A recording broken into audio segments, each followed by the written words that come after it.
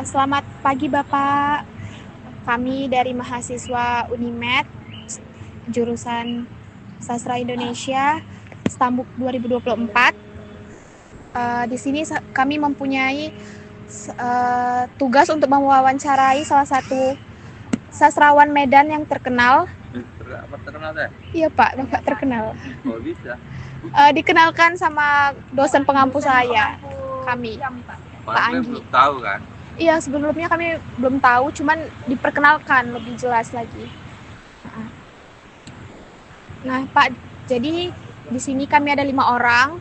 Nama kami, saya sendiri Lucia Gita Vanessa. Saya Christine Amaria. Saya Delima, Pak. Saya Nadine, Pak. Saya Risma, Pak. Nah, Pak, di sini kami punya beberapa pertanyaan mengenai sastra, seputar dengan sastra. Yang pertama, Kan kita tahu Laboratorium Sastra Medan yang Bapak dirikan itu menjadi wadah penting bagi para sastrawan muda dan komunitas sastra.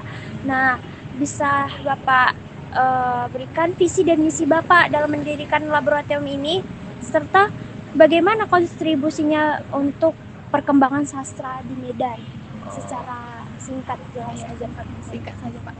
Oh singkat aja? Boleh. Singkat aja mantap. Boleh kalau Bapak Oh,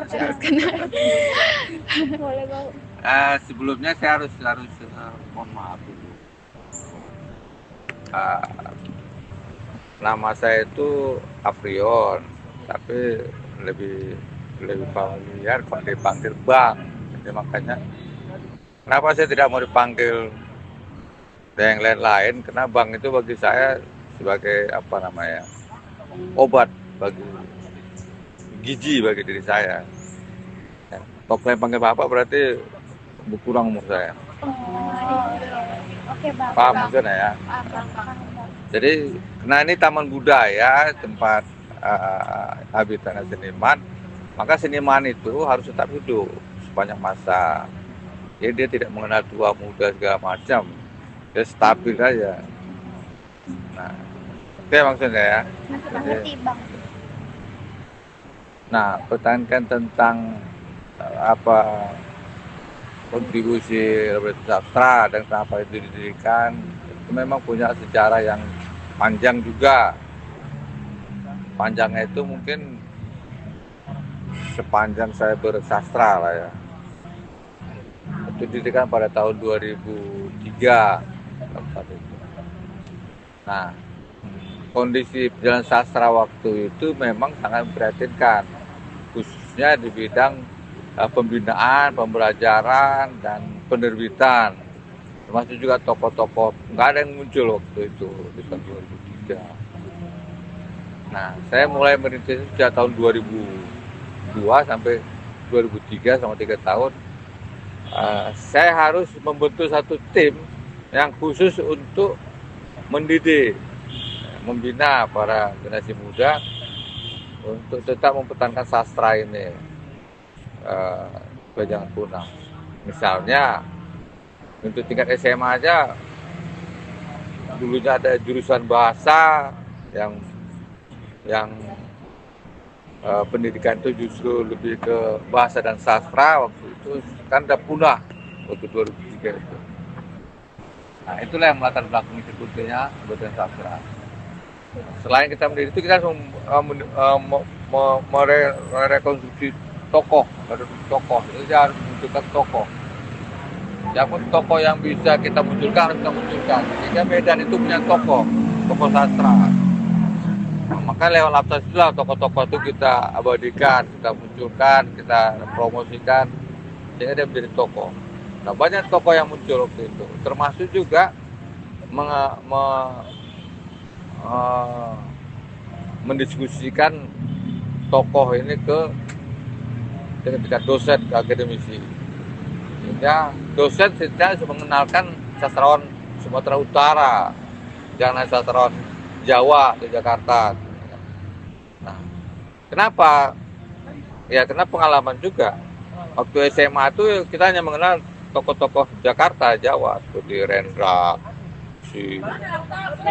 banyak tokoh-tokoh di Jakarta itu yang dikenalkan oleh guru kita. Padahal kita harus kenal juga tokoh yang ada di daerah kita. Itu kan waktu itu latar belakang Laboratorium Sastra itu. Dia tidak sekedar berkarya di situ, dia harus menjadikan tokoh, salah satu menjadi tokoh, mendidik dan belajar. Itu dia. Sampai sekarang. Makanya kalau kalian minta wawancara ya kan cepat kali kan. Oh ya coba sekarang jadi gitu. Karena tujuan itu tadi. Latar belakangnya itu.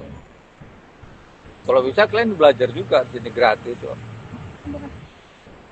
Belajar menulis puisi, novel, cerpen sini. Dulu rame. Sekarang agak berkurang. Bukan berkurang, ruangannya tak ada. Oh. Makanya di mana kita mau belajar dengan ini? Taman Muda ini dulu punya satu ruang namanya ruang pendidikan sastra. Sekarang nggak ada lagi. Ya susah kita kan.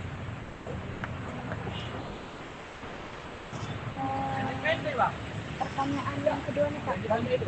Apa sih tantangan terbesar Bapak yang Bapak hadapi selama berkarya di dunia sastra ini?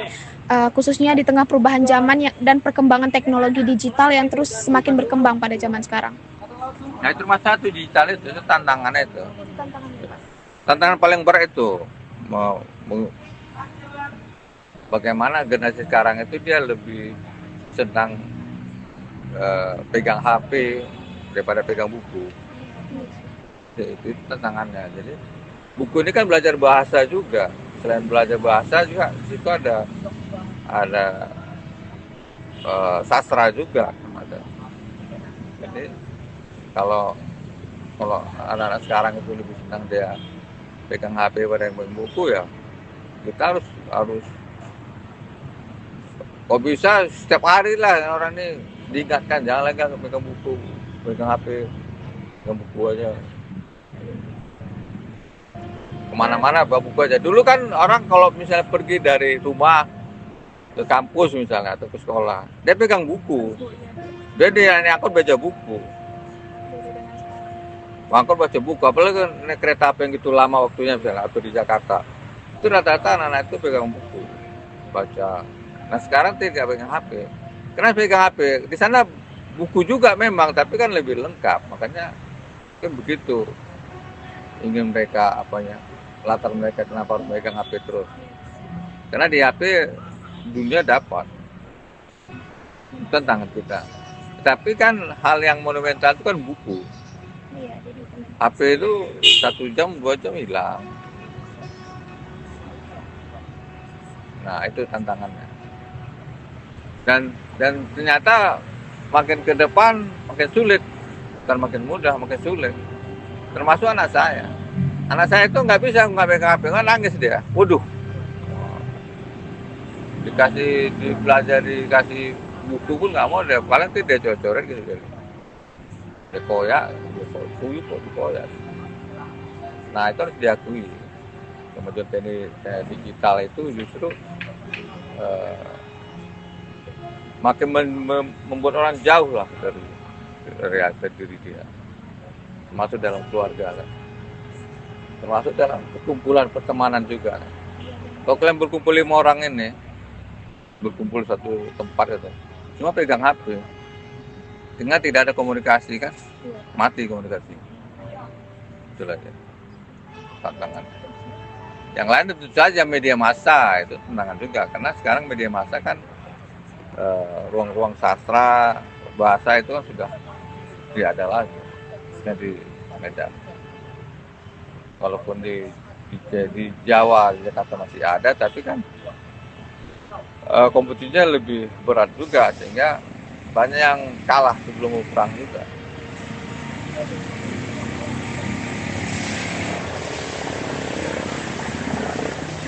Pertanyaan selanjutnya boleh? Pertanyaan selanjutnya Bang, bisakah Abang sebutkan karya sastra yang sudah lama Abang publikasikan? Karya sastra yang Abang sudah publikasikan. Bisakah disebutkan karya tersebut apa saja?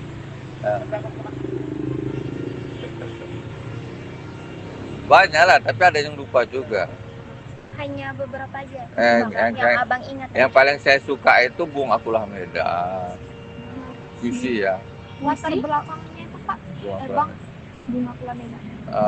Latar belakangnya itu ya perlawanan juga terhadap eh, kawan yang menganggap satu kata itu kalimat itu kata itu milik dia. Puisi itu. Iya, nggak boleh kita pakai kalimat itu karena itu milik dia. Dia bilang itu nggak ada yang punya, soal bahasa nggak ada yang punya, kata itu nggak ada yang punya. Misalnya Khairul Anwar membuat judul puisi aku, si A si B juga ada judulnya aku, saya juga ada judulnya aku, boleh tuh. Nah tapi kawan saya itu tidak boleh sama dia. Nah itu perlawanan itu.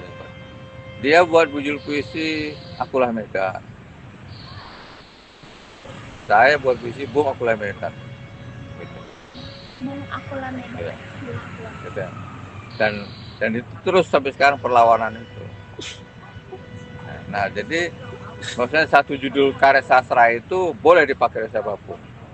Hingga saya buat festivalnya juga. Hampir ada 100 lebih para penulis puisi membuat judul Bung Akulah Medan. Boleh dipakai siapapun, boleh. Judul itu dia. Nggak ada pemilihannya, nggak ada judul. Boleh. Jadi jangan melarang orang untuk membuat satu judul. Itu adalah milik dia. Oke. Tentu kalau puisi, kalau di cerpen Maria. Cerpen Maria. Itu latar belakangnya itu seperti apa tuh Pak, cerpen Maria? Ya, cerpen Mariam itu terjadinya di Batu Belah. Batu Belah itu di Pangkalan, daerah ibu kota Payakumbuh ya. Payakumbuh. Dan saya pernah ke sana sehingga saya melihat satu kehidupan yang sangat prihatin. Umumnya misalnya suku Minang yang mengagungkan laki-laki daripada perempuan. Nah itu saya sekali. Jadi Batu Belah itu rata orang Minang. Jadi mengagungkan laki-laki. Misalnya untuk atar warisan kok untuk laki-laki lebih banyak daripada perempuan. Jadi perempuan nggak ada harganya di mata laki-laki. Misalnya laki-laki dibeli untuk dikawini oleh perempuan. Nah lihat kan, laki-laki itu suku Minang. Seharusnya kan laki-laki yang meminang perempuan, kok perempuan yang meminang laki-laki. Itu yang prihatin kan. Muncullah itu. Tapi kita tidak soal minang-minang itu. Saya soal angku gadang, mertuanya menikahi menantunya itu. Minta menantunya menikah dengan dia. Nah, karena anaknya suami si perempuan itu udah mati. Jadi gantinya mertuanya itu nggak mau lah anaknya. Akhirnya dipaksa juga, nggak dipaksa dibunuhnya ya mungkin gitu lagi. Dan itu lama proses. Untuk membuat cerpen itu aja mungkin setahun kalau salah itu. Baru selesai. Dalam waktu setahun Bapak. Pak, kan ada nih kami tahu salah satu puisi Bapak Pertikaian Tanah Dewi. Ya. Itu Bapak bisa ceritain bagaimana puisinya tersebut? Oh ya, puisi itu muncul ketika saya melihat Sungai Deli menjadi parit busuk, hitam warnanya. Jadi kalau udah musim kemarau, Sungai Deli itu hitam. Pada musim hujan coklat. Nah, sejarahnya Sungai Deli itu tidak pernah coklat, dia bening bersih. Nah, sekarang hitam. Kenapa? Karena banyak pabrik yang buang limbah situ. Dan banyak ikan sapu-sapu gitu. Kata orang ikan beracun apa, wah seperti ini. Padahal dulu saya waktu kecil-kecil itu mandinya di Sungai Deli, berenang Sungai Deli, mandi Sungai Deli, karena jernih airnya itu. Sekarang, maka muncullah kepertikan Sungai Deli itu. Artinya pemberontakan. Kenapa Sungai Deli ini begini sekarang gitu? Apa tadi abang? Datuk Guru Patimpus ini kenapa ini? Itu yang latar belakang. Jadi perasaan bapak waktu menciptakan puisi itu Pak, bang? Dia geram, Geram ya? marah, langsung. Emosional nggak Emosional. abang dalam menuangkan karya tulis dalam bentuk puisi itu emosional? Iya, ini munculkan semua di situ sehingga muncullah kata-kata itu. Pertanyaan selanjutnya itu, apakah ada karya atau proyek sastra terbaru yang sedang abang garap dan ingin abang bagikan ke publik? Ada yang sekarang? Mau terbaru? Ada satu buku jumlahnya sekitar 100-an. Saya akan diterbitkan jadi buku. Nah sekarang kan belum ada penerbit yang meminta itu atau yang mau menerbitkannya, makanya puisi terbakar. Kalau puisi bang? Ya puisi itu. Gitu. Di dalam buku yang lain. Ya, satu buku itu puisi. Itu cuma cerita tentang perjalanan aja itu. Jadi kisah nyata yang hidup abang. perjalanan kita dari sini ke kota lain. Misalnya ke Perbaungan, itu biasanya ditempuh 1 jam, kok saya nempuhnya 4 jam. Kan nyesel kan rasanya, kok nyesel kok, bang waktu 3 jam. Ini apa penyebabnya gitu lah, tulis kan. Nanti ke Brastagi, loh, ada yang aneh di Brastagi itu. Sibaya, itu mah ditulis. Ini suatu perjalanan lah. Jalan. Jadi Pak, apa pesan atau saran dari abang untuk generasi muda yang ingin menapaki dunia sastra, khususnya pada puisi, agar ini mampu mempertahankan tradisi sekaligus berinovasi di era sekarang, Pak? Ya, saya kira marilah kita tetap belajar sastra. Untuk generasi muda ini tetaplah belajar sastra. Setidaknya kita berharap di kampus-kampus juga sastra itu harus tetap menjadi mata kuliah, jadi hidup. Kenapa? Karena kita belajar sastra pasti kita belajar bahasa, belajar tanda baca, belajar bahasa. Maka kalau itu hilang, maka nanti dikhawatirkan Indonesia hilang juga. Nah, kenapa saya mulai khawatir? Pertama, saya khawatirnya kok ruang-ruang sastra di koran tuh hilang, hapus. Ini ada apa nih? Sejak era digital kok itu makin hancur ruang sastra di kampus. Nah, yang kedua, kenapa jurusan bahasa di tingkat SMA dan dihapuskan? Ini ada apa? Apa yang terjadi di negara ini? Nah, makanya untuk menghindari ada sastra hidup, maka berdirilah Laboratorium Sastra. Sampai sekarang kita berharap, ayo sastra, mari kita bersastra, mari kita berbahasa. Nah, bersastra itu bisa bahasa lokal, menggunakan bahasa lokal kan, bisa juga bahasa luar lokal. Tapi tetaplah itu dilanjutkan atau dikembangkan. Biar ada penerusnya juga. Bukan penerusnya, supaya Indonesia jangan hilang. Karena kalau kita nggak bisa belajar bahasa lagi, loh, berarti bahasa Indonesia udah nggak ada lagi. Jadi bahasa apa?